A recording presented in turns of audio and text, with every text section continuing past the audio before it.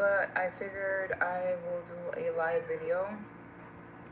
I was trying to make a live, but my cat he interrupted the first live, and I'm just gonna freestyle. I'm actually gonna talk about just a random topic about life lessons that I've learned. One of the life lessons that I've learned is letting go of toxic friendships. Um, when I was a kid, I got bullied a lot. So I kept to myself. My dad didn't really allow me to go outside and make friends and socialize. So I was completely introverted based off of that. So um, when I became like a teenager and I got into high school, I figured like that would be a chance to, kind of rebrand myself or kind of get a chance to start over. So um, that's my cat. He's getting ready to sleep, so he's putting on the dramatics. He likes to cry himself to sleep. I don't know why he does that, but that's just something he does. He's very vocal. He's an orange cat. And when he's sleepy, he just cries himself to sleep. He is dramatic. But back to my story. When I was in high school, I figured it'd be a chance for me to kind of rebrand and get to know people and kind of put my personality out there and try to be more bubbly. So when I went to high school, there wasn't a lot of people that looked like me when we moved to the suburbs. And I felt a little left out, but I was determined to like fit in. So I met this girl. We hit it off. We became friends right away because, again, she looked like me. There wasn't a lot of people in the suburbs that looked like me. And by the time we moved to the suburbs, like I said, I was like about 15. And I was used to growing up in a community that was kind of more mixed or, you know, where I could find like different nationalities. But when I moved to the suburbs, I felt like it wasn't a lot of people that, you know, could identify with a girl like me that came from Chicago, which was kind of like the hood. So I kind of grew up from the hood area. So coming from the hood to moving to the suburbs was like a big transition. And I didn't know if people, hello, if people would like treat me as if I was ghetto because I came from the streets of Chicago. Like, I grew up in Chicago, even though it was like the northern parts of Chicago, the part that I grew up at was really violent, a lot of gang activity. Um, After school, just what gangs do. So, with me coming from the hood, coming to the suburbs, it was completely different. And like I said, when I was in the hood, I was more introverted, but I did have a few friends. Even though I was introverted, I did manage to find like, make a few friends. So moving to the suburbs was like, okay, I'm starting over again. So when I found like, I finally made some friends in the suburbs, I was happy. I was like, finally, I got me some friends, and I remember my first best friend. That was the title that this person gave me, best friend. And I felt really special to like receive that title, best friend. But now that I'm older, I do not use the title best friend. Hold on, y'all. This is my cat. He's gonna get on here and hug me and interrupt the live. That's what he does. He knows I'm on here talking. Anytime I'm talking about something deep, this is what he does. Y'all want to see him? I'm starting to think that he loved the cameras because, like, whenever I'm recording and I'm doing something where I have to record, this is like him being like super vocal to get the attention. Like, I created him his own Facebook page so he can go viral and do his own thing. So now, like, if I have the camera on and it's live, he knows that it's live. I don't know how he figures it out, but he knows it's live, and that's when he's like, "I'm gonna act a fool. I'm gonna make all kinds of, you know, I'm just gonna do what I want to do." on your live. So yeah, he's an orange tabby. He's about 20 pounds, but I do train him. So back to the story about my quote unquote first best friend. And like I said, as an adult, I will not call anyone my best friend. When I was younger, I thought that was the most prestige title to have. Like, oh my goodness, like I'm somebody's best friend. And the sad thing is, when I was younger, because I didn't have a lot of guidance, I didn't have a lot of role models. Again, the only thing I had to go off the title best friends was what I saw on TV. And when you saw people that were best friends, it was like they were happy, they had so many things in common. You know, they did activities together. Like the term best friend in so many ways was like a term for sisterhood. Like I finally have somebody that I feel like is like a sister to me. Long story short, I'm gonna flash forward to when we started getting older and becoming teenagers. And I started noticing toxic signs of this quote unquote best friend who I thought was my best friend, but was in secret competition with me. And like I said in the beginning, we got along great. You know, I would do her hair. You know, we loved a lot of the same music. You know, we thought the same boys were cute. Like, ooh, he's cute. Oh yeah, you think he's cute? Yeah, I think he's cute too. Like, it seemed like our type was like the same. Like, you know, just two young innocent girls that didn't really date, had overprotective parents, and you know, just didn't really have much experience in life. But as we got older, you know, we started getting the hair weaves, trying to, you know, be more adult, like trying to get the guys to look at us, you know, because I was kind of tall and awkward, didn't have a lot of money. Um, my hair wasn't in the most best styles, but I remember when we went wig shopping and we was wearing those little wigs. It was the ego, the boost. I started experimenting with a little bit of makeup and just, you know, switching up the style, wearing more tight clothes and stuff like that. It was just like, wow, you know, we started getting all this attention. But at one point, it seemed like the attention started becoming competition. And not on my part, on the basis of I'm one of them people, because I was kind of like the best friend that like, hey girl, I'ma support you. Like I'm not in competition with you. Like if you're somebody and you're my friend, I'm not in competition with you. I want to see you win. I want to see you succeed. That's how I still feel now. If anybody is my friend, I'm not in competition with them. I want to see my friends succeed, make money, get married, have kids. I want good things for people I consider my friends in general. But when I was younger, you know, finally meeting somebody that was like a best friend. I told y'all he's gonna come in the video and he's gonna do that. Um, I didn't know that as a best friend you can contest the things that were just wrong. Like like if somebody was your best friend and they treated you wrong, you know, standing up and saying, hey, I don't like how you treat me, I felt like that was like something that you don't do. I thought that, hey, you're my best friend, you automatically know what boundaries to cross and what boundaries not to cross. But this quote unquote best friend that I had, as we got older, I started realizing that boundaries were being crossed. Like, you know, and it's so sad when we're young if we're not raised up in the correct manner, meaning our parents sit down and talk to us. Like, we could definitely be led astray by the world.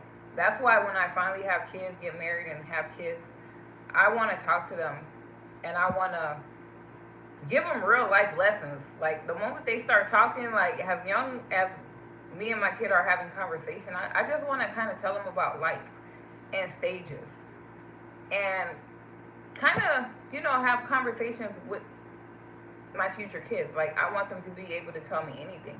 I'm still gonna be that parent that's stern and um, put rules into place.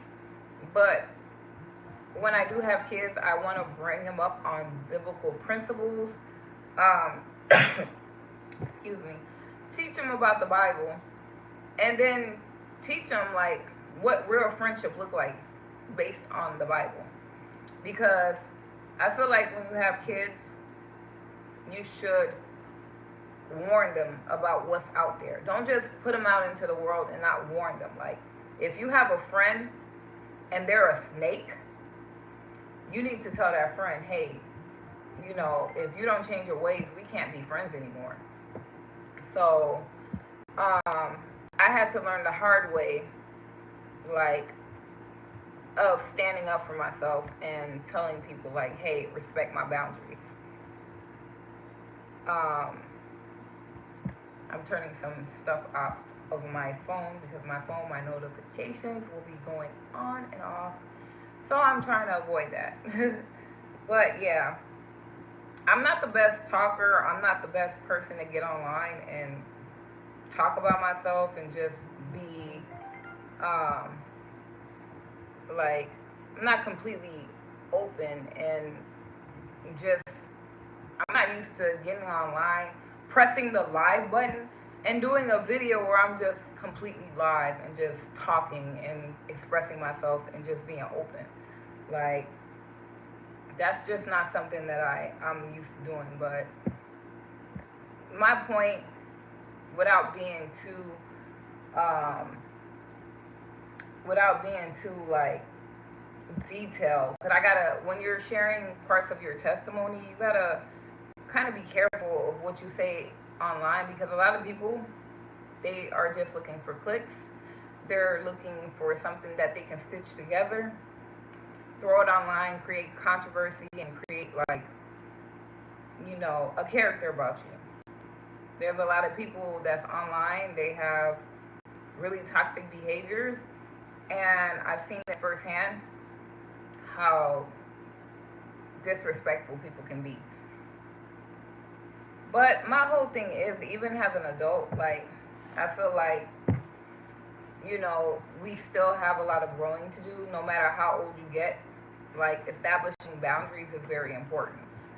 And I wish, like I said, when I was younger, I would have known more about establishing boundaries and telling people, like, hey, you know, I don't like how you treat me. I got to cut you off.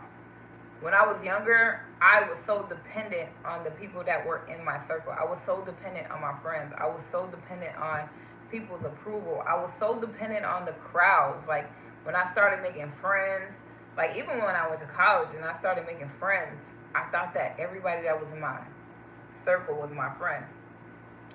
But that wasn't the case. I thought that I was everybody's best friend. I thought that everybody liked me. But as I got older, I realized that you can be the nicest person in the world, and there's just people that's just not gonna like you.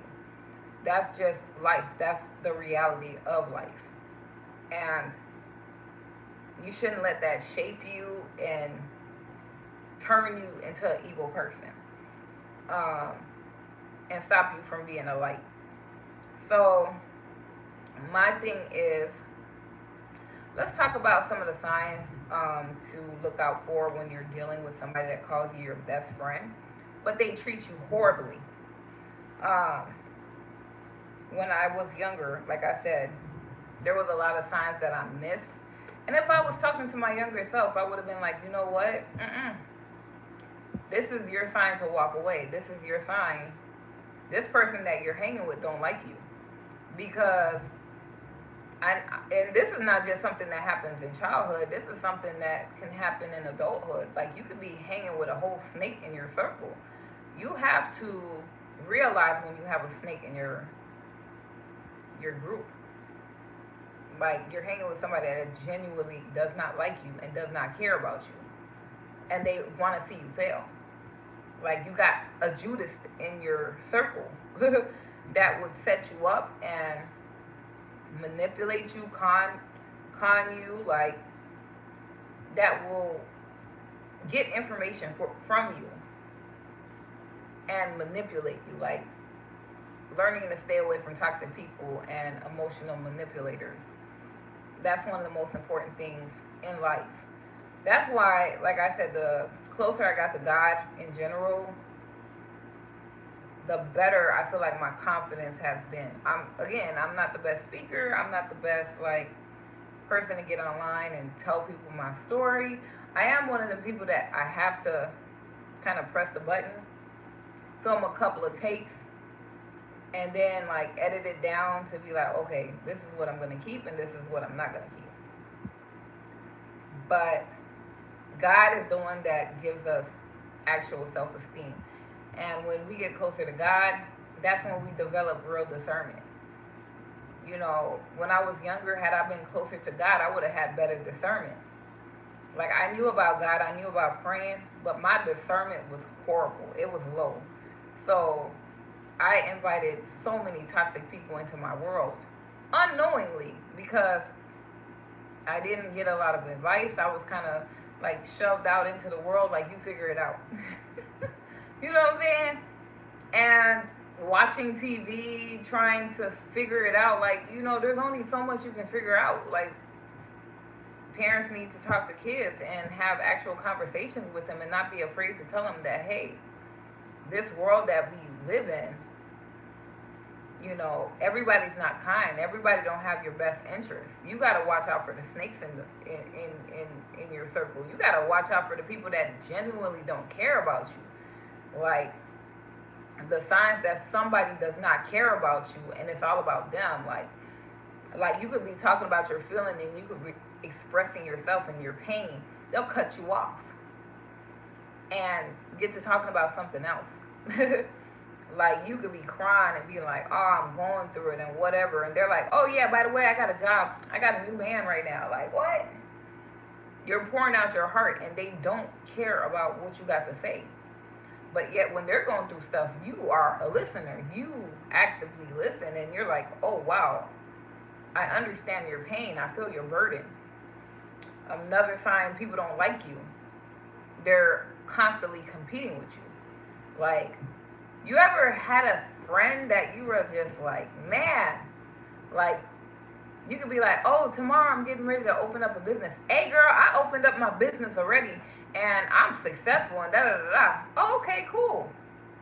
You know, I've had, like, a couple people that I've just had to let go along the years. Even as an adult, like, I just had to cut them off because I realized they were constantly in competition with me.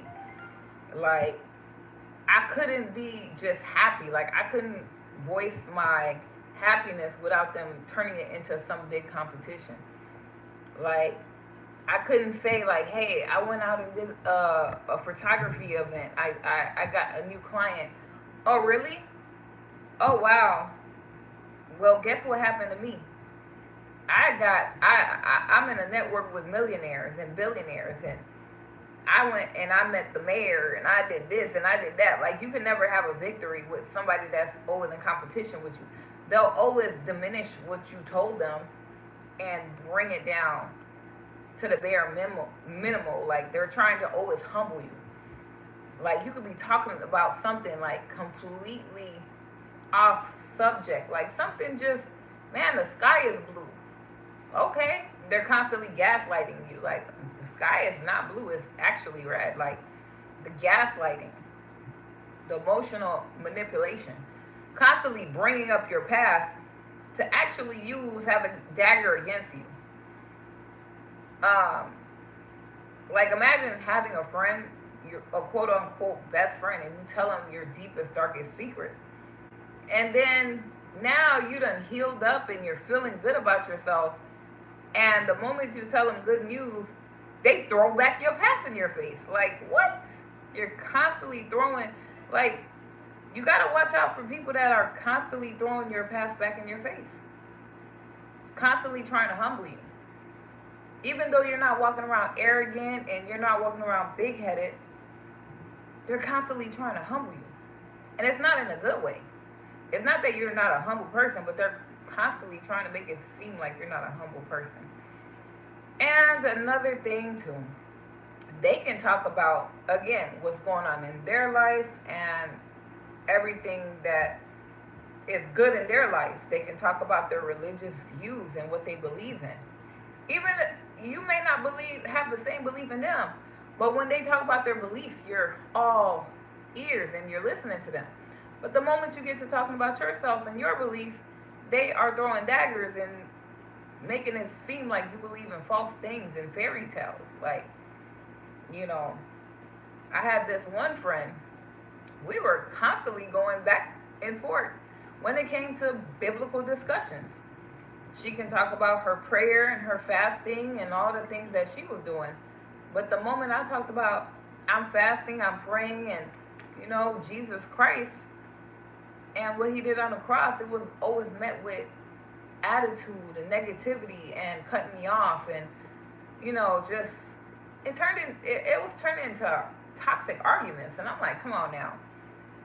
Like, you can share your belief, but if I share my belief, I gotta throw daggers, I gotta throw bombs, like I gotta throw like horrible things at you to make you feel horrible for having a belief outside of, you know what I'm saying? Like, some people, they feel like if you believe something outside of what they believe in, you are beneath them. And they'll always make it seem like, you know, you're still their sister. Like, yeah, you're my sister. I appreciate you. I love you as my sister. You know, this is what sisters do. We argue back and forth. I don't like to argue. Like, I do not like to argue. So, in life, I've realized that cutting off fake people, toxic people, has benefited me a lot. And I'm at the stage where I'm not afraid to let people go. So, I feel like, you know, in life, you got to be prepared to let people go and set your boundaries and kind of let people know what you are willing to put up with and what you are not willing to put up with. Boundaries is very important. You got to set the boundaries right at the door. Stop letting people walk all over you. How you build real confidence is actually getting closer to God. And I am a big advocate of that. I know it seemed like I'm talking in circles. But I just had to, you know, talk about some of the signs of fake friends, toxic people, and snakes in the circle. So I am going to end this live, and I will be doing new videos. I finally finished physical therapy. I've been in physical therapy the past 4 months, and, you know, I feel good as far as being over with physical therapy. I still have some healing left to get done. I'm not saying I physically feel my best, but just I feel kind of good that I'm able to kind of go on to the next chapter. The next part of the healing will have to be on my own. Me going to the gym, just walking on a treadmill, still allowing my body to heal in a proper way, like not rushing the healing process. It'll probably take me about 4 more months before all the pain and inflammation and all that stuff officially goes away. For those that do not know, I had an accident.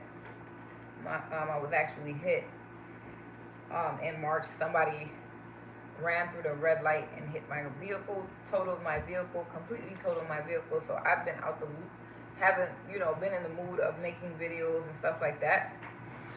But I will be creating some content, some professional content.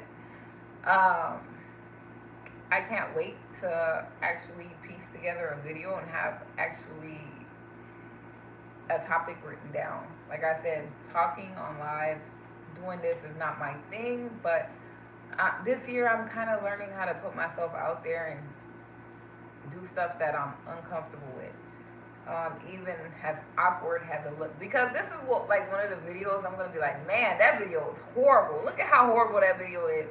I'm not making eye contact. I'm rambling. I'm going from subject to subject, you know. But I'm gonna look at that video one day and when I'm improved, and I'm like, whoa, you came from this to that. you know. So I just wanted to say hey, um, and introduce you guys to my YouTube channel. My YouTube channel, let me talk a little bit about what it's gonna mainly focus on. I do songwrite. I have some music that I will be releasing soon. Um, I've been waiting for the right time to kind of release the music, but I gotta get the stuff copywritten. For anybody, if you're on Facebook, I have a group called Female Music Producer. So it's a group dedicated for females who produce music and songwrite and sing. Um, so if you're a female and you like to produce, and that's another talent of mine too. I started producing beats and stuff like that years ago, back in college. Like I taught myself how to produce music, and that was so fun.